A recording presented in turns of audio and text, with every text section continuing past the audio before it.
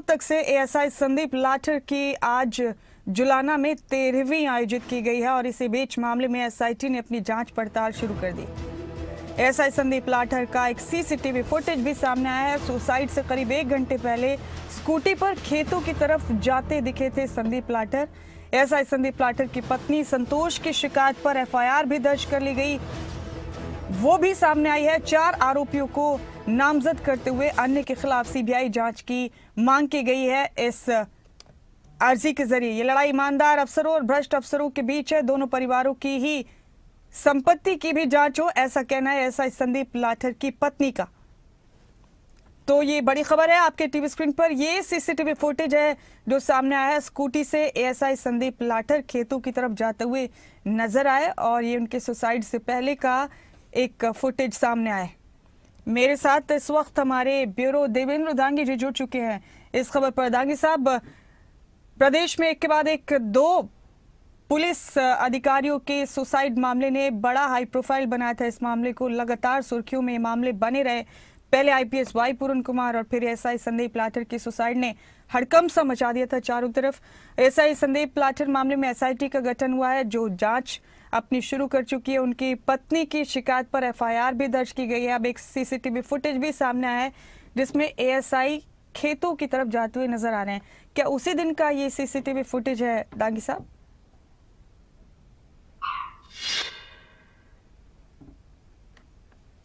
जी बिल्कुल मुमताज, देखिए उसी दिन का सीसीटीवी फुटेज है और जब ये इंसिडेंट हुआ, सुसाइड कमिट हुआ, उससे करीब घंटे भर पहले का ये सीसीटीवी फुटेज है।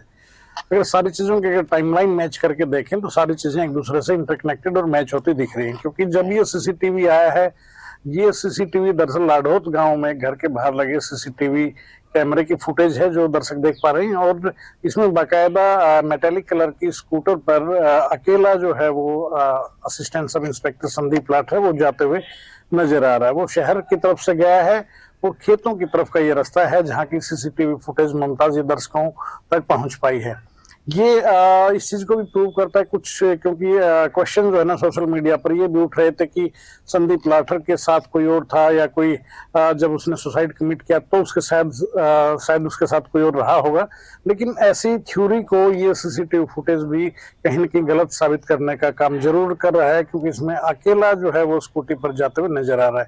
11:43-44 की ये फुटेज है और यहाँ जहाँ की ये फुटेज है इससे करीब अगर देखें खेतों तक का डिस्टेंस ज्यादा नहीं है, करीब 3-4 मिनट बाद यहाँ से इतना ही डिस्टेंस है कि आराम से कोई भी उस खेत तक पहुंच सकता है जहाँ पर सुसाइड कमिट किया था एएसआई संदीप लाठर ने। और ये जो टाइमलाइन है मैं इसलिए जिक्र कर रहा हूँ कि यहाँ की जो ये फुटेज है इससे पहले की अगर आप इसकी प्रेजेंस देखें तो इसके मामा के लड़के हैं संजय देसवाल, उनका रोहतक के बाईपास पर ऑफिस है। वहां पर उनकी मुलाकात हुई थी संजय की और संदीप लाठर की, दोनों में कुछ देर बातें हुई थी। उसके बाद वहां से स्कूटर उठाकर चलाया था।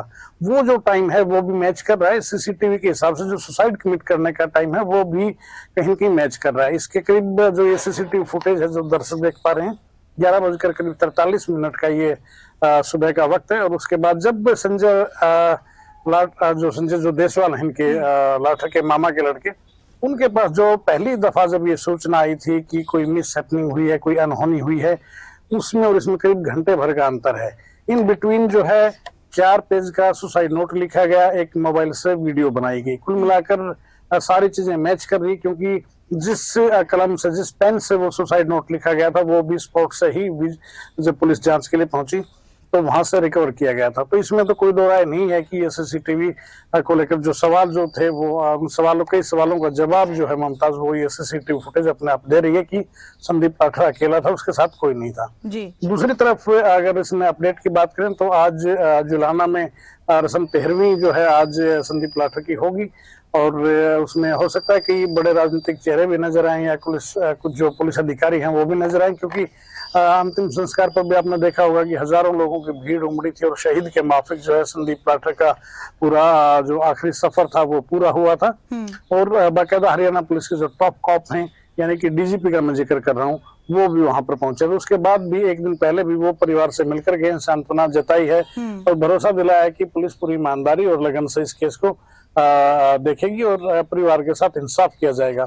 इन बिटवीन एक एफआईआर जो है वो भी हमने दर्शकों को दिखाई कि जो जिस एफआईआर को पूरा मीडिया जगत ढूंढ रहा था, जिसको लेकर बड़ी लोगों में जिज्ञासा थी, वो खबरें अभी तक ने कल सबसे पहले जो है वो ब्रेक की। और हमने कल प्राइम टाइम पर बाकायदा इसको लेकर डॉक्टर नासिर हैं, उनके साथ डिस्कशन भी। हमने बताया कि तमाम चीजें उसमें जो पहलू हैं, उसमें जो तहरीर दी गई है उसका भी हमने जिक्र किया कि तहरीर में क्या कुछ बातें एएसआई संदीप लाठर की जो पत्नी है संतोष, उनके द्वारा कही गई हैं। कई बड़े सवाल जो उस तहरीर में भी उठाए गए हैं। मुमताज, सबसे बड़ा सवाल उठाया गया है ईमानदारी और करप्ट सिस्टम के बीच का फर्क जो है उसके बारे में जिक्र किया गया है। और साफ तौर पर डिमांड ये की गई है कि हमारे परिवार और वाई पूर्ण कुमार के परिवार की संपत्ति की जांच करवानी चाहिए। दूध का दूध और पानी का पानी हो जाएगा, पता लग जाएगा कौन कितना ईमानदार है, कौन कितना करप्ट अधिकारी रहा है। कहीं न कहीं इशारा जो है वो सीधे सीधे वाई पूर्ण कुमार की फैमिली की तरफ था। और इस एफआईआर में बता दूं, इस एफआईआर में सीबीआई से जांच की डिमांड भी जो है उनकी धर्मपत्नी की तरफ से की गई है। वो भी चीजें बाकायदा इसमें लिखी गई हैं। कई चीजें और भी हैं।